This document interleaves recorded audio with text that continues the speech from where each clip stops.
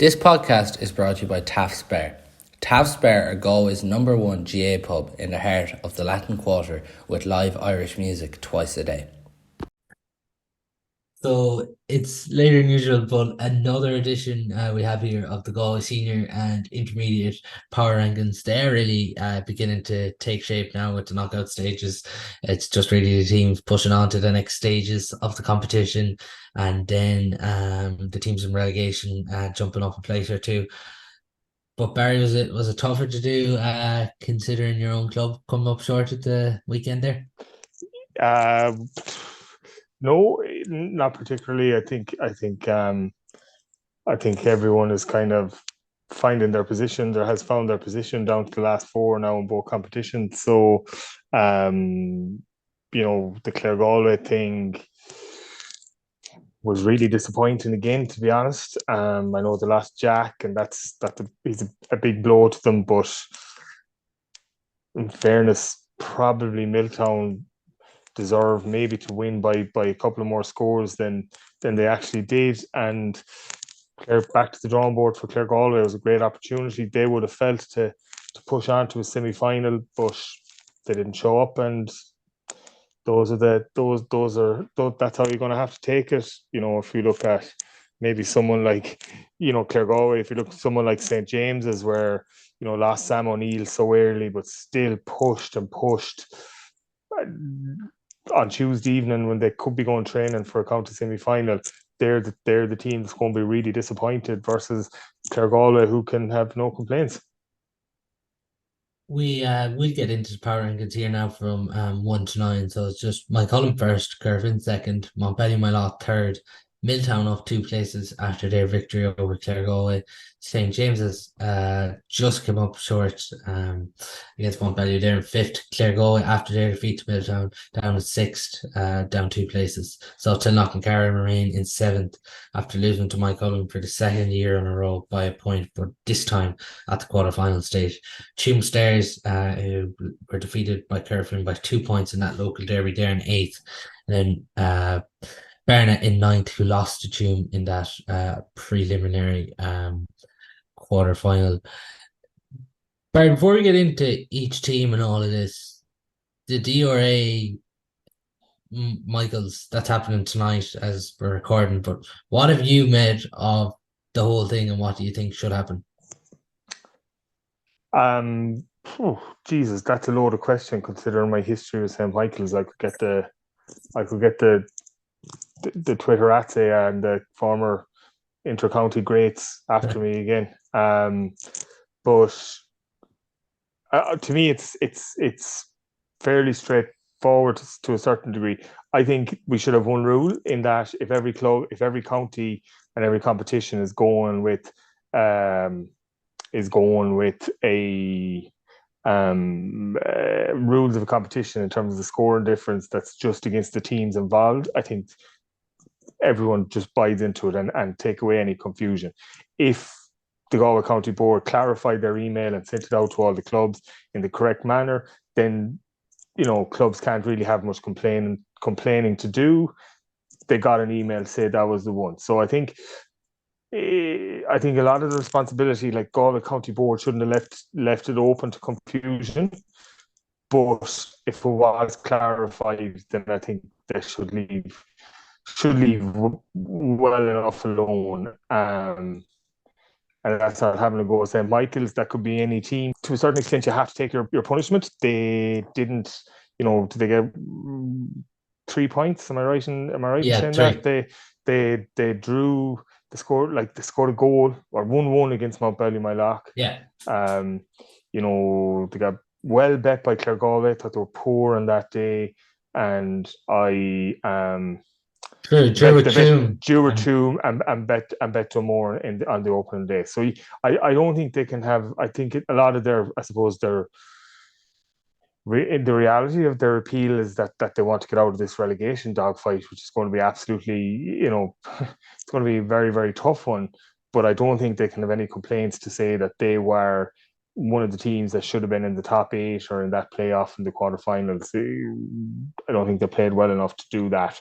And I would say the same for I'd like to, it's a toss with Gerard or Carl Strand or whoever, I think Carl Strand probably, I would imagine Carl I Strand think probably both of won't. them have left it now. Like they've Yeah, just so I accepted it. think, yeah, I think a lot of this lies in the fact that St. Michael's found themselves in this relegation battle and are trying to find a way out of it through maybe a backdoor route, but I think they probably won't find themselves too successful, and I think that's they will be facing into that relegation semi-final sooner rather than later. But I will say Galway County Board, who are, I must say, like, are doing an awful lot right and deserve huge credit for a lot of the stuff they're doing at the moment. But they left themselves open to an issue here that they probably shouldn't have. Yeah, and it's obviously what comes of it now tonight. But I know for some people it does get tiring talking about it because everyone wants to talk about the action on the pitch. But we will see what comes of that result tonight, and it'll obviously tell a lot more. But 1 and 2 here, Mike Cullen and Kerfin. Going by this, do you expect Mike Cullen and Kerfin to be in the county final? Um, Yeah, so I'll take, I don't think we need to go through every team individually in terms of the rankings, but overall, yeah, I would imagine so. And I think Corofin deserve huge credit. They've Kevin Johnson's second year. He's certainly put his stamp on things, and they will be hot favourites against Milltown. But as Gizzy was saying to you the other night, like right Milltown off at your peril, and you could find yourself in big trouble. But Do you give Milton a chance yeah, of I beating do, Kerfin? because I think they'll feel that momentum is huge. Like, and they'll rock into training last Tuesday night after that quarterfinal win, and they'll be everything is bonus territory. And sometimes when the pressure can be taken off your shoulders like that, you can go and perform, and they'll feel that you know, Corofin still had to, I think, like, if you look at the Corofin team that finished, it was a lot of very familiar faces, and just on Corofin as a whole, like, again, them guys that have gone to the well over and over again, the Rona Steeds and Michael Lundy, who came on the last day, Sicey, all of these guys, Liam Silk, Kieran Malloy, Dylan McHugh, like, they've done it and they keep doing it. But I would just question, maybe, like, the Corofin intermediates, they're in a relegation battle. They could be under a bit of pressure, and they weren't good against Kilcorn Clonburn by all accounts at the weekend. If their intermediates were relegated, and then we see all these familiar faces coming back into their senior team, you would wonder maybe where's this the load of talent that we're hearing about in Corofin, that it has yet to come through, and will it come through? And that's the big question for them. But deserve huge credit.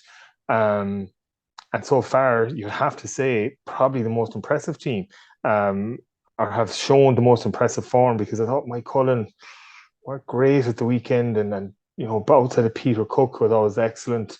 Um, they didn't show huge form, so there's absolutely no guarantee that Mike Cullen will be in the final, because Montpellier Malak, again, they look like a team that's just devoid of energy at the moment, and John Daly kind of took the bit between his teeth, and he probably pushed them over the line. But they look like a team that there's a lot of the legs just don't seem to be there, and they're, to a certain extent, they're like a boxer on the ropes, and they're waiting for a knockout punch. But we know with Montpellier Malak, there could be a big sucker punch in them. They could turn up against Mike Cullen and really, really perform. But on the balance of things, I'd have to say it'll be a Mike Cullen Corofin final, but absolutely no certainty in that. I'm probably like a broken record saying it at this stage about Montpellier. They're not going overly well at the minute, but is the big thing there? They got game time into Michael and Patrick over the weekend, and now they have, like, more than likely they're going to start against Kerfin. It's a positive that those lads are back now.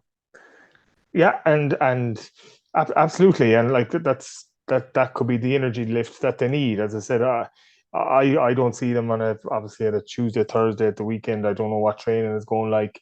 They train. Sometimes you find yourself the training is going really, really well, but when you turn up for games, it's just not clicking for you, and you just need something. So that something could be the draw of the Mike Cullen. So that battle to say, look, this is the one that's really going to put down who is the best team of the last couple of years. Is it Mount Cullen, who have to say they're in pole position at the moment, or is it Montpellier Montlac? And that could be the one to go and spark it. And if it does, then Mount Cullen will have to perform much better than they have so far. But we can't presume that Mount Cullen or Montpellier Montlac will turn up with an awful lot more energy about them than they have in the last couple of games.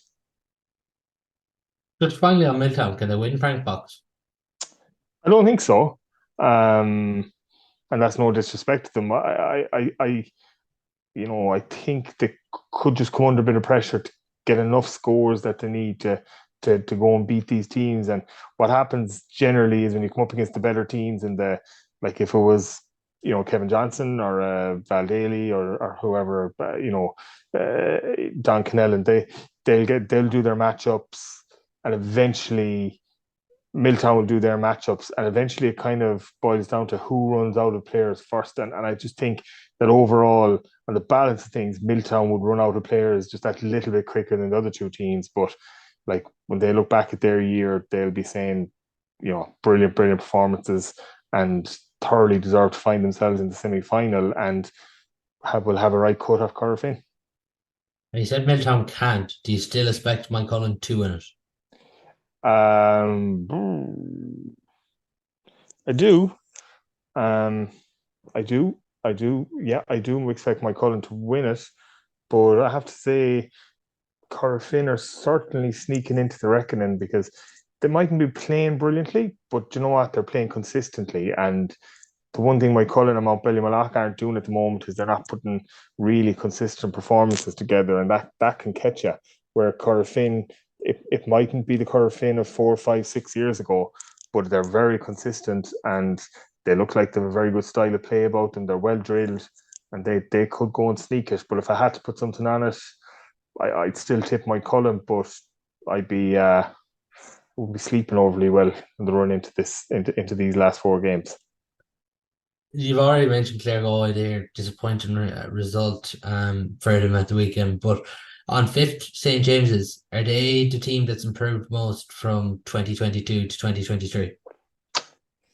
Yeah, I'd say when the managerial awards are being rolled out, I'd say Barry Downey and Jarlath Jennings from Jarlath Jennings in Milltown, Barry Downey in St. James's, they will certainly be in the reckoning. And you have to give huge credit to, Darragh Linnard in St. James's and Justin Burke. I know we've been chatting about another ex-Corofin footballer, a coach who has made a transition this week, but you'd have to say Justin Burke has gone, and he's the one that has really performed in terms of getting a result for the team that he's been involved in. And I'd say as I would say Milltown and St. James's probably would be both very equal in terms of the jump that they've made from last year to their performances this year. And as I said, James's will be the team most disappointed, I would imagine. Just then on Sawtell and Tuam. Sawtell come so close again. Did have injuries at the weekend. Obviously, didn't have Tom O'Cullinane. But you still have to think of Sawtell's maybe inconsistencies earlier on in the season. That's why they're in seventh. And then Tuam in eighth. After the Dunmore game, like they really dug themselves out of a hole. Yeah, certainly did. And then went and had a really good win over Barna in Ballinasloe. And I think eighth is a fair enough reflection on their year. They were, like I've said this over and over again, like that first 20-25 minutes against Clare Galway, they're exceptional. And then the bottom just fell out of their championship until they got that win against Montpellier Montlac, and that really that really pushed them on, and they ended up, they found a way of getting out of the group, and probably luckily enough in some ways, but they found themselves out of there. And then they played really well against Barna, and then did okay in the quarterfinal. Like I thought that might have been one that might have produced a surprise, but Corofin just found a way to go and win it. But Tuam would be happy enough. But I don't think, like, Tuam could argue that they're better than Clare Galway, or they're better than Sawtell, and like I'm not gonna if someone wants to jump on and make that argument, I'm not gonna fight them over it, because there's an argument that there is. But I think just overall, I think eighth is probably a fair reflection of their year. Salt Nakara, um, where to start? I don't know. They'd really good year last year. Looked like, all those lads that had him with Galway, the full year training at a huge level, but just never got going. And we talked about that energy, yeah, and the injuries didn't help them, but just it never sparked for them. The one bright spark, uh, purely selfishly from a Galway point of view, was Carl Sweeney. I thought he was so far.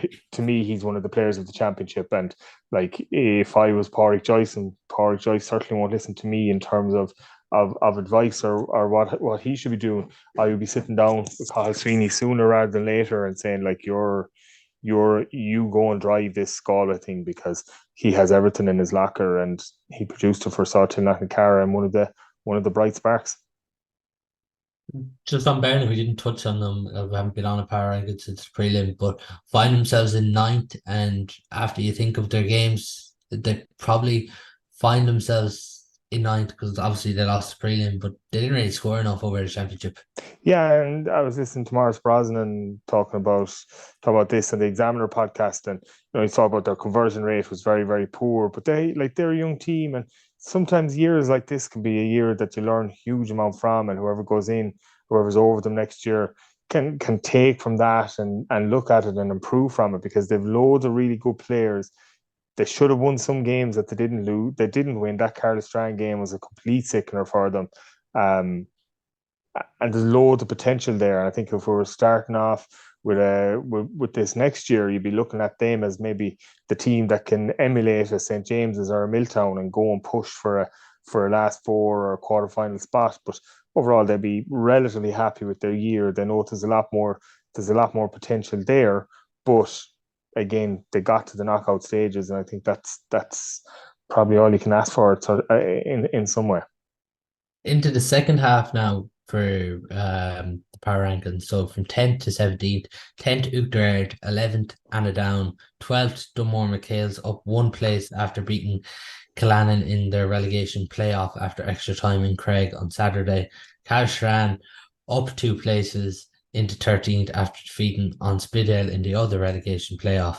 And then you have four teams here who are entering the relegation round robin series in St. Michael's in 14th, Cullinane in 15th, on Spidale in 16th, and Nivani Leshamore in 17th. We've already touched on Uachtar and Anadown seasons before, so we won't touch on that again. But obviously, it can nearly bring from 12th to 17th in here. Like huge results for Dunmore and Cashran over the weekend to avoid the relegation round robin series. And then we have these four teams who are now entering the relegation round robin series. Yeah, absolutely. No, I can't see the second round. I don't know. Maybe I'm just hasn't changed on my screen. But anyway, I can see them to the left. Yeah, Dunmore and Cullinane, they're there. Yeah, Dunmore and Carlos Strand, like they will have celebrated like they were after winning the Frank Fox last weekend. Brilliant, brilliant performance. No more than, particularly for Dunmore McHale's, no more than they deserved. I think they've had an excellent year, and they'll be absolutely delighted. Carlos Strand, I only saw them once. I saw them against Sawtail, and I thought they showed massive energy. And then they brought that, even to go and get that goal against Barna, to keep playing and I think they deserve to be where they are. But disappointed for Cullinane and St Michael's. I think they're teams that it just hasn't worked out for them this year. I think on Spidgel and Ivana Lechamore, I don't think they can have any massive complaints that they find themselves in this position. They will be the two favourites to drop, but you rarely see the two teams in something in a round robin like this. You rarely see the two teams that you would see as the favourites to go down actually going down. Probably one of them certainly will, but then you'd be looking at, like, if St Michael's or Cullinane were to be relegated, like that would be a massive, massive shock. But as I said, they find themselves in that position, and they have to find a way of getting out of it. Yeah, so that's the senior rankings. Can you see the intermediate rankings now on screen, Barry? Not just yet, but Hey, I'll just go back. there you go. Yeah, so just so the intermediate rankings here. So we have Kilconnelly first, Monterey Abbey second, Illinois third, Corty and Shamrocks they're in fourth. So Illinois are up one place, Corty and Shamrocks are up three places, like Kilconnelly and Monterey Abbey stay where they're. Glenamaddie down two places, Calford down one place, Micheál Brannocks down one place in seventh. St. Brendan's remaining eighth and Ormore Mary remaining ninth. So you see Kilconnelly and Monterey Abbey being in the intermediate final. Well, I think I had them 1 and 2 at start of the year. I could be wrong. I'm sure someone will jump in and say I am wrong. But yeah, they're certainly, to me, they're the two strongest teams. And like I think Bunty Roach going into Monterey Abbey, kind of bringing Michael Farrer with him,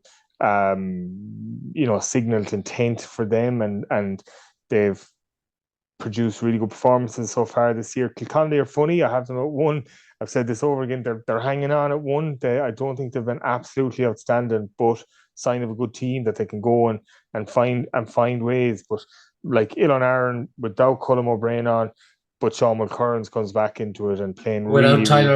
Tyler O'Farta as well. Yeah, exactly. And you know that's that's brilliant from them. And like they will be the team that have consistently been knocking on the door of this intermediate championship. And like Stephen Joyce will be filling them lads with confidence, and he'll be telling them to go and play and express themselves, and they'll be taking everything from that. So I think I would still feel it'll be a Kilconnelly Monivea final, but I think Gail Aaron will have a big say.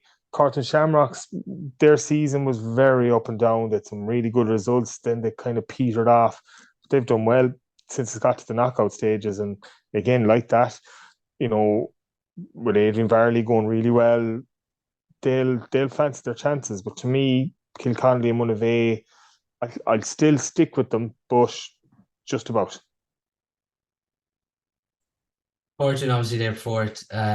They defeated Glenamaddie after extra time. Glenamaddie are just going to be heartbroken. Again, defeated at the same stage last year after extra time. Yeah, absolutely. And like I would say with Glen, I don't think they sparked as much this year as they did last year.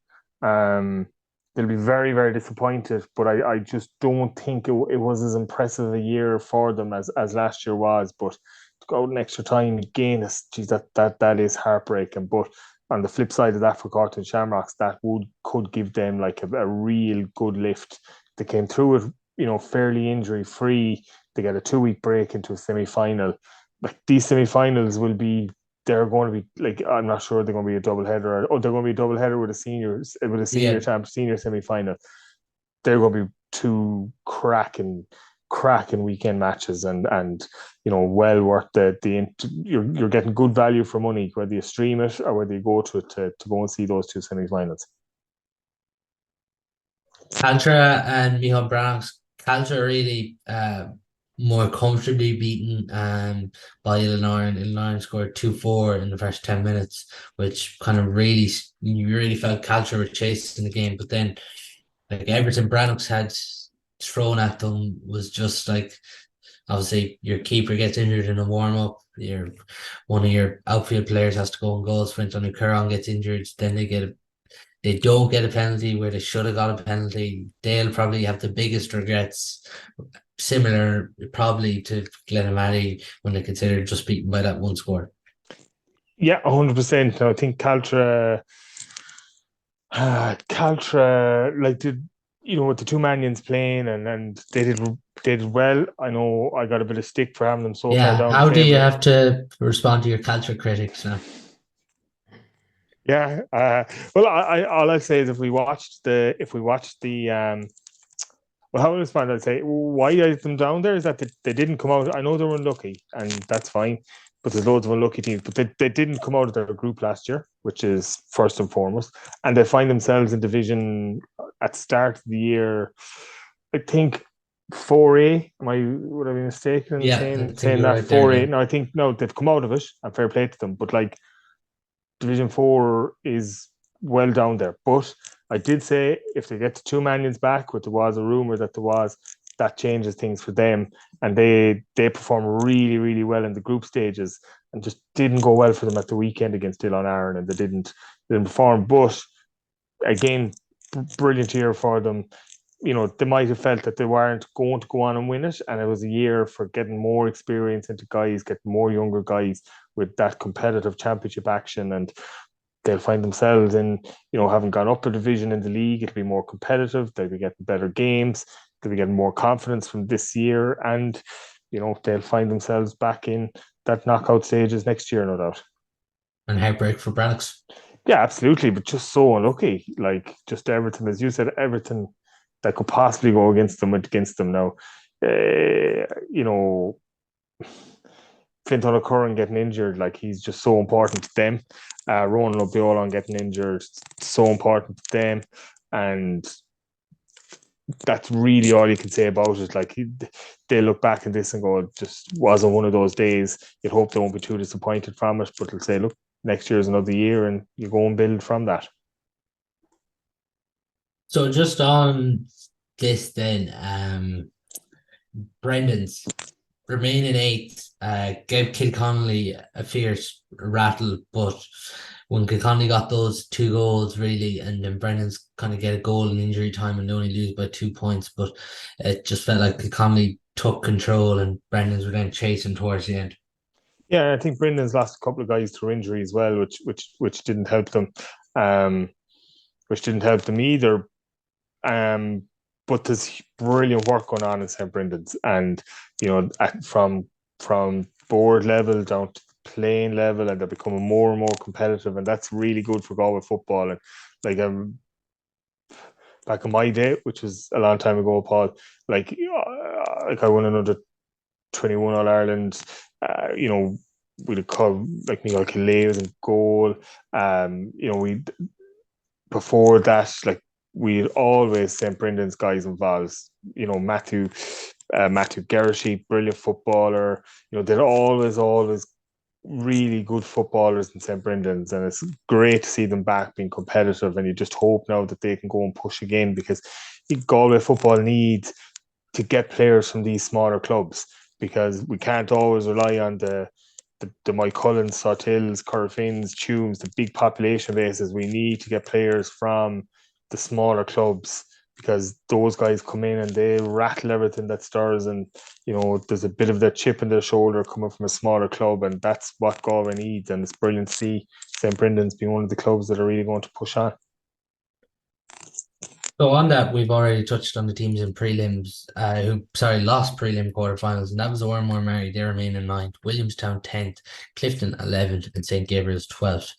So on the relegation at the minute, the way it looks at the minute is Kilkerran-Clonberne on 4 points, Curfin B on 2 points, Oncaharua on 2 points, and Killearn on 0.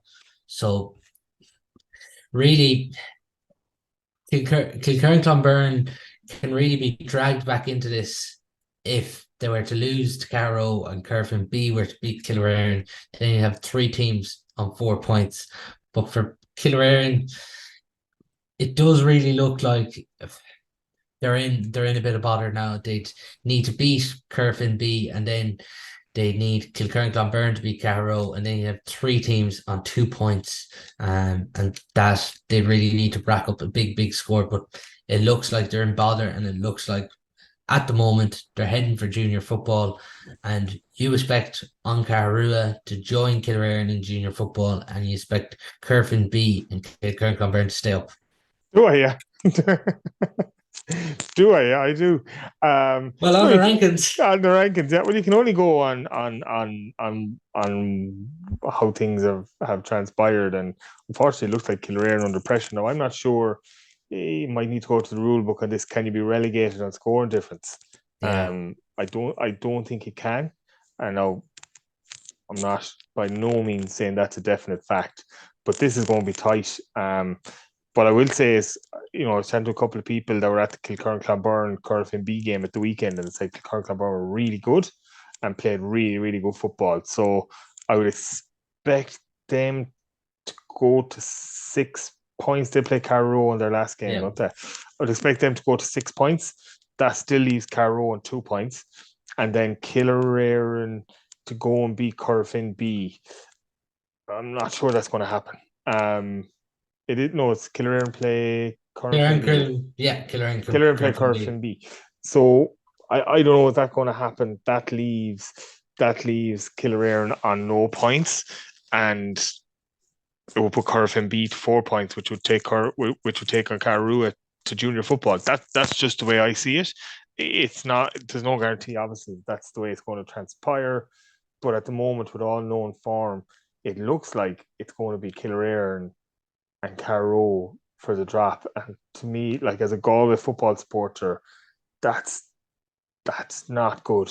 And you have these two clubs with massive history and tradition that are struggling to no fault of anyone, just with pure numbers and pure demographics and just lack of playing personnel and playing resources.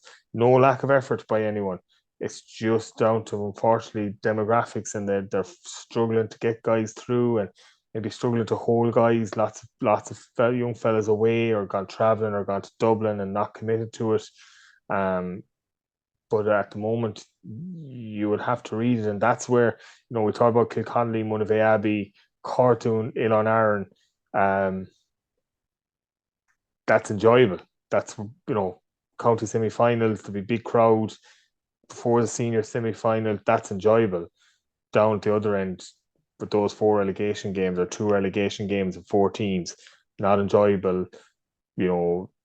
Whatever the result is, no team will celebrate it greatly, because they know that it hasn't been a good year, and unfortunately for some of them, next year might just be another repeat of that. So it's certainly not a nice place to be. Yeah, ultimately we're going to see big teams in junior football for 2024, and just as well, just for an update on the junior championship, Menlo won that over the weekend, so they play Carrickcastle or Clonbur in the county junior final. That's the Westward final taking place this weekend. But that's all on our power rankings for today. Thanks a million to Barry for coming on as usual.